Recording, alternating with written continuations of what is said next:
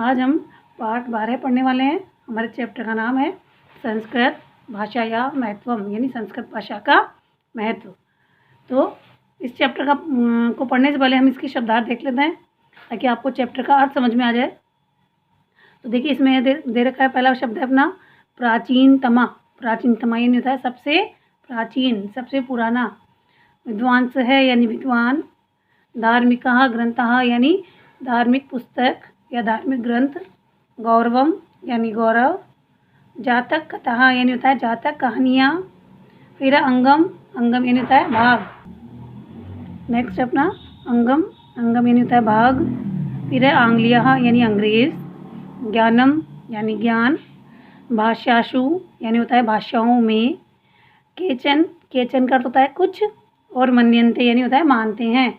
फिर नेक्स्ट अपना परम, परम यानी होता है लेकिन। चत्वारः है यानी होता है चार। ये संख्यावाचक शब्द करवाए थे मैंने आपको।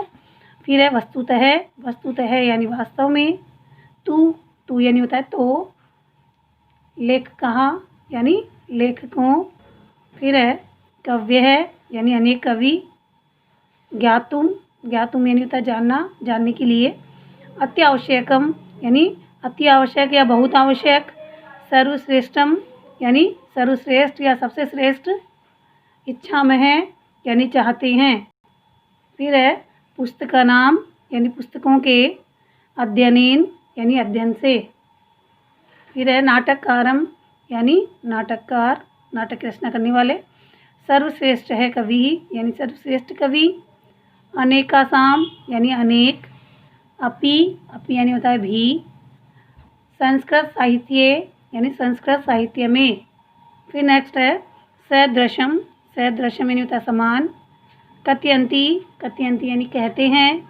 यत, यत यानी कि। और महाभारतस्य यानी महाभारत का। फिर है वेदः यानी वेद। और नाटकम यानी नाटक। अभी हमने पाठ 12 के शब्दार्थ देखे हैं। अब हम इसका चैप्टर पढ़ रहे हैं, ध्यान से आपको समझना है। संस्कृत भाषा विश्वस्य भाषासु प्राचीनतमा, यानी संस्कृत भाषा विश्वस्य यानी विश्व की, संसार की। भाषासु यानी भाषाओं में। प्राचीनतमा यानी सबसे प्राचीन है। संस्कृत भाषा विश्व की भाषाओं में सबसे प्राचीन है या प्राचीनतम है। केचन विद्वांस है मन्यन्ते यत् संस्कृत भाषा सर्वासां भाषाणां जननी अस्ति। केचन यानी होता है कुछ, विद्वांस है यानी विद्वान।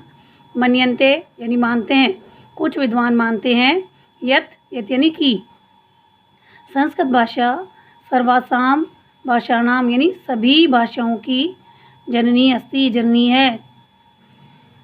यानी कुछ विद्वान मानते हैं कि संस्कृत भाषा सभी भाषाओं की जननी है। परम अन्येषां विदुषां मते एषा केवलं भारतस्य अनेकासां भाषाणां जननी अस्ति।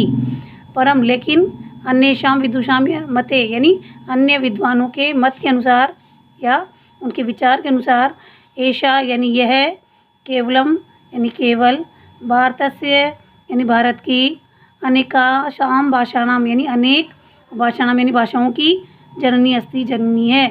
यानी यह के अन्य जो विद्वान हैं उनका मानना क्या है कि यह केवल भारत की अनेक भाषाओं की जननी है।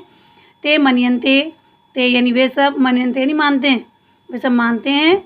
यत् की संस्कृत भाषा तमिल, तेलुगु, कन्नड़, मलयालम भाषाणां जननी न अस्ति। कि संस्कृत भाषा तमिल, तेलुगु, कन्नड़ और मलयालम आदि भाषाओं की जननी नहीं है। परम एतासु भाषासु अपि अनेके संस्कृतस्य शब्दाः सन्ति। लेकिन, परम यानी था लेकिन। एतासु भाषासु यानी इन भाषाओं में। अपि यानी भी, इन भाषाओं में भी। अनेके यानी अनेक। संस्कृतस्य शब्दाः सन्ति, संस्कृत के शब्द है, लेकिन इन भाषाओं में भी अनेक संस्कृत के शब्द हैं। संस्कृत भाषायां लिखिताः वेदाः उपनिषदः पुराणानि अनेके धार्मिकाः ग्रंथाः च सन्ति। संस्कृत भाषायां लिखिता यानी संस्कृत भाषा में लिखे हुए। वेदा यानी वेद। उपनिषद है यानी उपनिषद। पुराणानि यानी पुराण। अनेके धार्मिका ग्रंथाः च सन्ति, अनेक धार्मिक ग्रंथ सन्ति यानी हैं। फिर है वेदाः चत्वारः सन्ति, वेद चार हैं। चत्वारः यानी चार होता है। वेदः तु सर्वासां विद्यानां मूलम। वेदः यानी वेद, तू यानी होता है तो, वेद तो सर्वासां विद्यानां यानी सभी विद्याओं का, मूलम यानी मूल है। वस्तुतः वेदः संस्कृतस्य गौरवम्। वस्तुतः यानी वास्तव में, वेदः वेद संस्कृतस्य यानी संस्कृत का, गौरवम् यानी गौरव है। तो वास्तव में वेद संस्कृत का गौरव है। संस्कृत भाषायां रामायणं महाभारतं पंचतंत्रं जातकथाः च सन्ति। संस्कृत भाषा में रामायण, महाभारत, पंचतंत्र और जातकथाएँ हैं। गीता तु महाभारतस्य एकम अंगम अस्ति। और गीता तु यानी तो संस्कृत महाभारत से यानी महाभारत का एकम अंगम अस्ति, एक अंगम यानी भाग, और अस्ति यानी है। गीता तो महाभारत का एक अंग है।